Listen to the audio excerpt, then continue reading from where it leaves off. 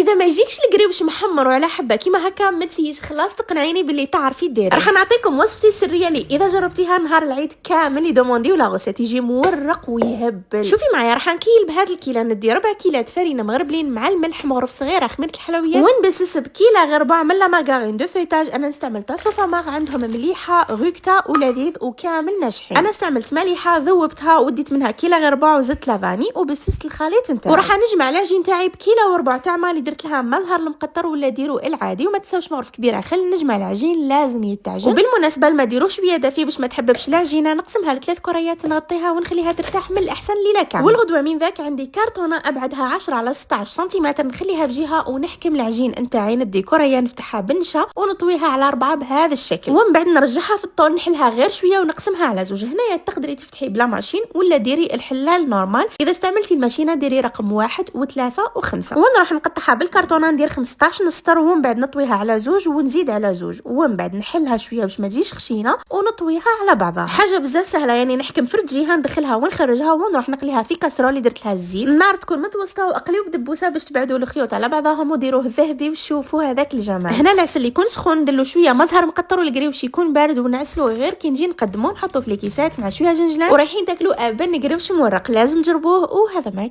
كان.